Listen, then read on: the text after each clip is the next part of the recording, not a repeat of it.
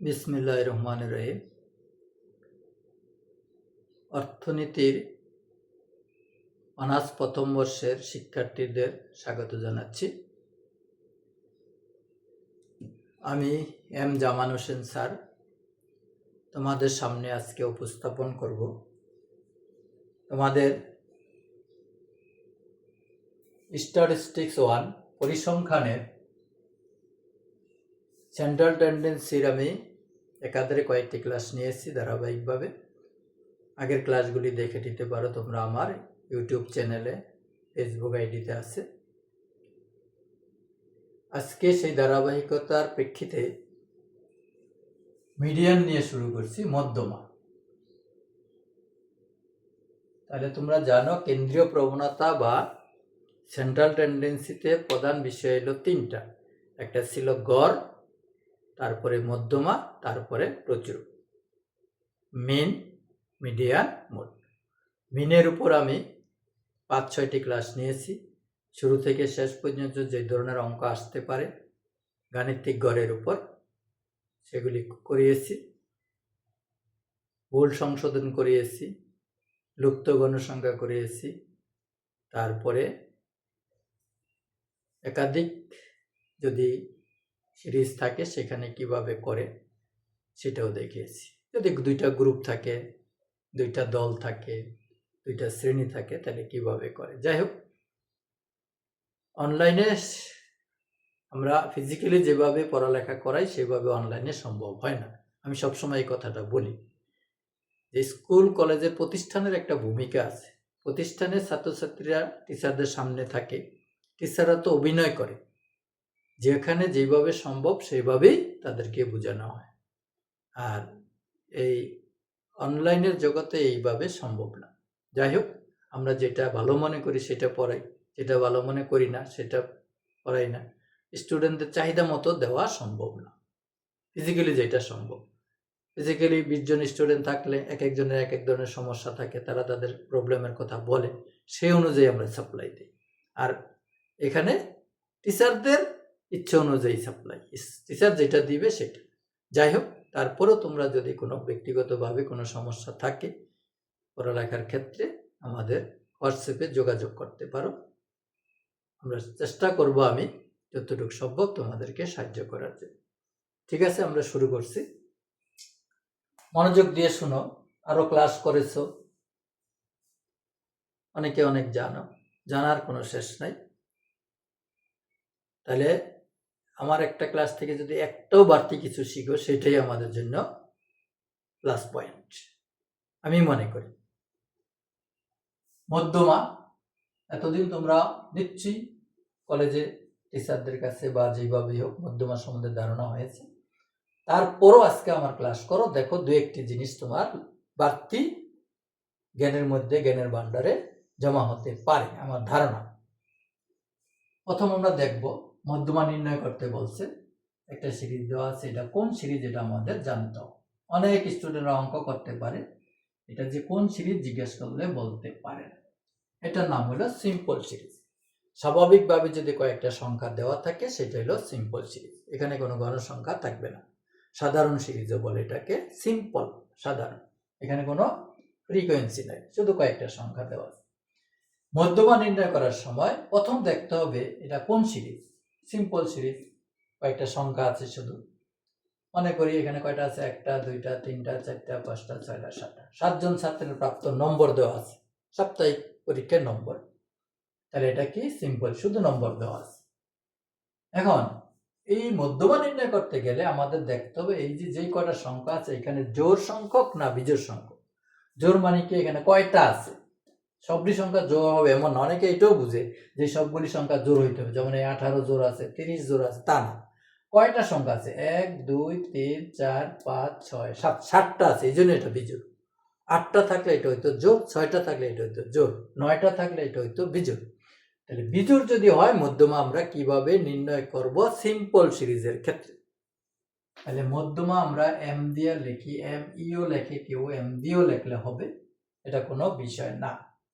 তাহলে এটার সূত্রটা হলে যদি এটা বিজোড় হয় তাহলে মধ্যমা হবে n+1 ডিভাইডেড বাই 2 তম সংখ্যা বা দফা, বাংলায় লিখলাম আমি, আইটেমও বলে এততম আইটেম।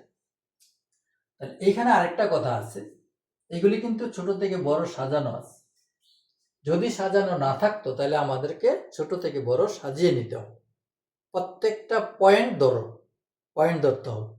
প্রথম বলছি এটা কোন সিরিজ দেখতে হবে, তারপরে বলছি এটা জোড় না বিজোড় দেখতে হবে, তারপরে বললাম এটা এলোমেলো আছে কিনা, নাই, সব সিরিয়াল অনুযায়ী আছে, ছোট থেকে বড় সাজিয়ে নিতে হবে। তাহলে এই 3টা পয়েন্ট মনে রাখতে হবে। নিশ্চয়ই তোমাদের আগের থেকে, যদি আগে যারা করেছো, এই 3টা পয়েন্টের মধ্যে 2-1টা নিশ্চয়ই আগে জানতা না, আমি কনফার্ম। তাহলে প্রথম দেখতে হবে এটা কোন সিরিজ, তারপরে জোড় না বিজোড়, তারপর এটাকে কি করতে হবে, এলোমেলো থাকলে এটাকে ছোট থেকে বড় সাজিয়ে নিতে হবে।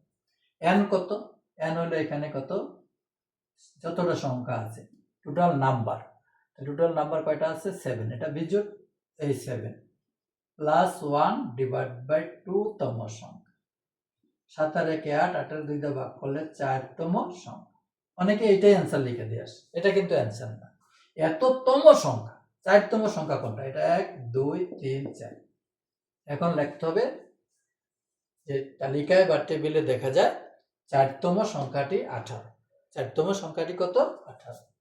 সুতরাং mi = 18। এটা কিন্তু মধ্যমা না, এটা কিন্তু মিডিয়ান না, এততম সংখ্যা, এততম আইটেম, এততম দফা, এগুলির দফা বলে, আইটেম বলে, সংখ্যা বলে। 1 2 3 4, এই যে 4তমটা কত, 18। এই 18 হইল আমাদের অ্যান্সার। অনেকে একটু লিখে দিয়ে আসে, পরীক্ষার খাতা দেখতে গেলে আমরা এগুলি দেখি, অনেক খাতার মধ্যে এরকম দেখা যায়, এই পর্যন্ত করে 4 অ্যান্সার লিখে দিয়ে আসে, এটা না। তাহলে গেল আমাদের বিজোড় যদি হয়। আচ্ছা, এটার সাথে আমরা আরেকটা সংখ্যা জুড়ে দিয়ে এটাকে জোড় বানিয়ে দিই। জোড়ের ক্ষেত্রে কি হবে, মনে করি আরেকটা সংখ্যা আছে, সেটা হলো 32 বা 31 হতে পারে। তাহলে জোড় হলো, জোড়ের ক্ষেত্রে n এর মান কত, 8। সেক্ষেত্রে কিন্তু আর এই সূত্রটা থাকবে না, এই সূত্র চেঞ্জ হয়ে যাবে। কি হবে, সেখানে আমি ভালো করে তোমরা মনোযোগ দাও। n/2 ও n/2 + 1 তম সংখ্যার গড়, অথবা আমরা এইভাবে লিখতে পারি, এই পুরাটা লিখি n/2 + n/2 + 1, এই প্লাসটা কিন্তু উপরে না, n+1/2 না, কিন্তু n/2 + 1। তাহলে n/2 + n/, এততম সংখ্যা, নিচে হবে কি, ডিভাইডেড বাই 2, এততম সংখ্যা লিখে দিই আমি, সংখ্যা, গড় হবে না এখানে আর কথাটা। তাহলে n/2 + n/2 + 1 তম সংখ্যা ডিভাইডেড বাই 2। এখন আমরা এটা বের করি, n/2 কত, n কত, 8, 8/2 প্লাস এখানে কত হবে, 8/2 + 1 তম সংখ্যা ডিভাইডেড বাই 2। তাহলে 8/2 কত, 4তম, প্লাস হলো 4 আর 1 কত, 5তম সংখ্যা বাই 2। আমি একটু ডান পাশে লিখি, নিচে দেখা যায় না হয়তো। তাহলে 4তম সংখ্যাটা কত, 1 2 3 4 18, প্লাস 5তম সংখ্যা কত, 1 2 3 4 5 21 ডিভাইডেড বাই 2। 8 আর 1 9, 8 আর 1 9, 2 আর 1 3 ডিভাইডেড বাই 2। 2 1 2, 39, 2 দিয়ে আমরা 39 এর ভাগ করব, তাহলে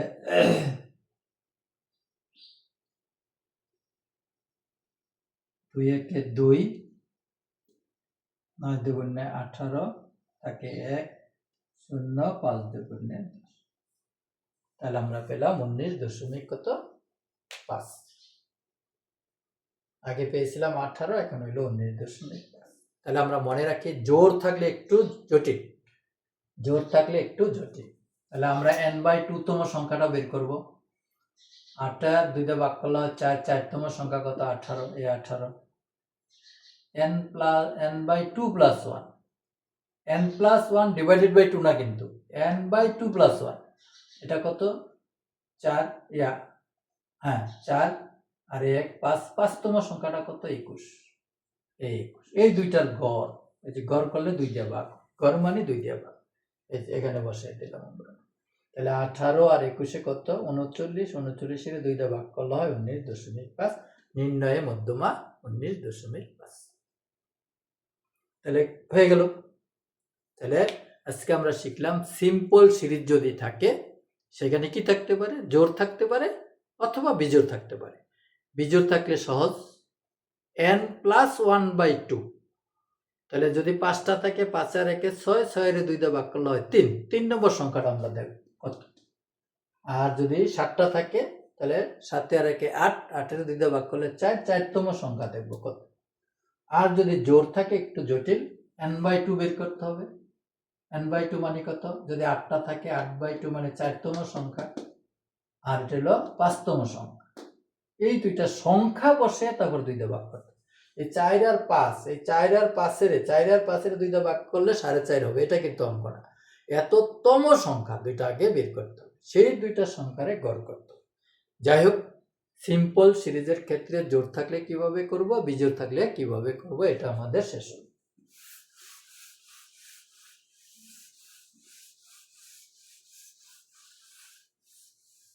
সিম্পল সিরিজের পরে আসে ডিসক্রিট সিরিজ। সিম্পল সিরিজের পরে আসে discrete series.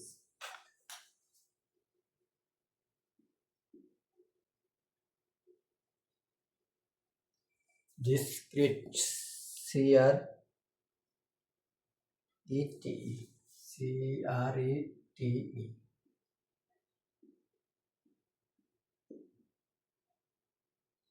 Discrete series. Discrete series আমরা কিভাবে চিনব?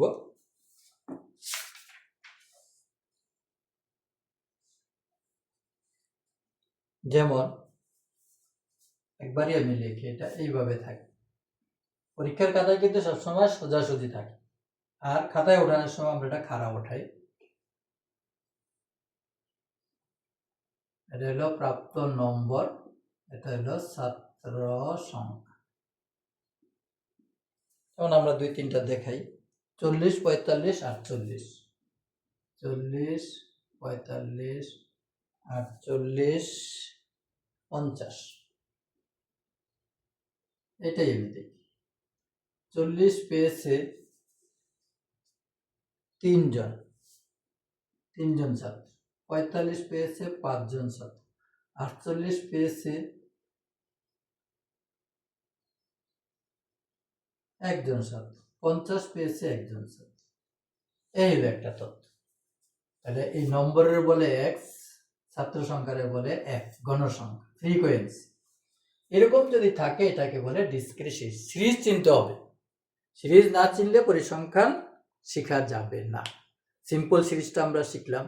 এখন ডিসক্রিট সিরিজ কি দেখলে বুঝবো? ডিসক্রিট সিরিজ যদি সংখ্যার সাথে গণসংখ্যাও থাকে, এক্সও থাকবে, এফও থাকবে। তাইলে আমরা এইরকম অঙ্কের ক্ষেত্রেও দুইটা সূত্র আছে, জোড়ের ক্ষেত্রে একরকম, বিজোড়ের ক্ষেত্রে। এখন এখানে আমাদের এফসিটা নির্ণয় করতে হবে, কিউমুলেটিভ ফ্রিকোয়েন্সি। এই 3 সাথে 5 যোগ করলে 8, 8 এর সাথে 1 যোগ করলে 9, 9 এর সাথে 1 যোগ করলে 10। তো এইখানে n = কত? 10। এটা জোড়। তাহলে এটার অঙ্কটার সিস্টেম হলো মধ্যমা সমান সমান কি করতে হবে? জোড় হলে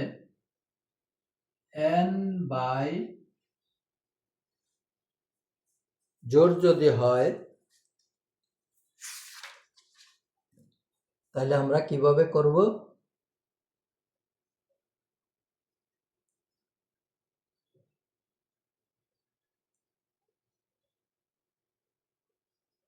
ওই আগের মতোই n/2 তম সংখ্যা, n/2 তম সংখ্যা,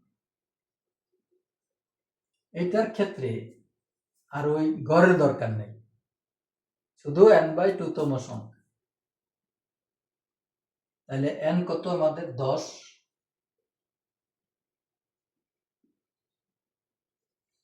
10-এর অর্ধেক কত 5 তম সংখ্যা। এখন এই 5 তম সংখ্যাটা কত, এটা একটা বিষয়। এখানে আছে 3টা সংখ্যা, এই এফসি থেকে নির্ণয় করতে হবে। 3 পর্যন্ত এটা আছে, 3 থেকে 3, 4, 5, 6, 7, 8, 8 পর্যন্ত এটার মধ্যে আছে। তাহলে আমার হলো কত 5। আমি আবার বলছি, এটা একটা বোঝার বিষয়, এই 5 না কিন্তু। তাহলে 5 নম্বর এখানে কয়টা 40 পাইছে কয়জন, 3 জন। যদি আমি সাজাইতাম 40 পাইছে 3 জন, দেখাই দিই আমি 40 পাইছে 3 জন, এরপরে 45 পাইছে 5 জন, 1 2 এটুকু দেখাইলাম। তাহলে এখন 5 পাইছি আমি, 5 কোথায় পড়ে 1 2 3 4 5, এখানে পড়ে 5। তাহলে আমরা এখানে 5টা এই জায়গায় আছে, 3-এর মধ্যে 5 নাই, 8-এর মধ্যে 5 আছে। এফসির গড়ে দেখতে হবে আমার এটা কোথায় আছে। তাহলে এই 3-এর মধ্যে 5 নাই, 8-এর মধ্যে 5। আমরা লিখব 5 তম দফাটি 8 এফসিতে অবস্থান করছে, এই কথাটা লিখে নেব। দেখো 5 নম্বর সংখ্যাটা কোথায় আছে, 8তম এফসিতে অবস্থান করছে। এই 5তম সংখ্যাটা 8তম এফসিতে অবস্থান করছে। সুতরাং এম ই সমান সমান এই 8 বরাবর সংখ্যাটা কত, দফাটা কত, এটা নাকি দফাটার মান কত 45। এইটা হলো আমাদের পদ্ধতি। তাহলে এই ক্ষেত্রে সহজ আছে, জোড় থাকলে আমরা n/2 তম দফাটা কত নম্বর এফসিতে আছে দেখব, আর বিজোড় থাকলে কি করব, বিজোড়টাও দেখাই দিই। এখানে যদি 2 হতো তাহলে কত হতো 10 আর 1 11, তাহলে n = কত 11। সেখানে কি হতো n+1, 11 আর 1 12 হতো, 12/2 মানে 6 হতো। 6 আমরা এখানে লিখতাম 6তম দফাটি ওই 8-এর মধ্যে আছে, 1 2 3 4 5 6, সেটাও 45। আমি আশা করি তোমরা বুঝতে পারছো। ডিসক্রিট সিরিজে দফার সাথে গণসংখ্যা থাকবে। এখানে বাড়তি কাজ হলো এই এফসিটা নির্ণয় করতে হবে। কিউমুলেটিভ ফ্রিকোয়েন্সি কিভাবে নির্ণয় করে, এই ফ্রিকোয়েন্সি এটার সাথে 5 যোগ করলে 8, 8-এর জায়গায় 2 যোগ করলে 10, 10-এর সাথে 1 যোগ করলে 11, টোটাল কয়টা হলো 11। যেহেতু বিজোড়, m = n+1/2 তম সংখ্যা।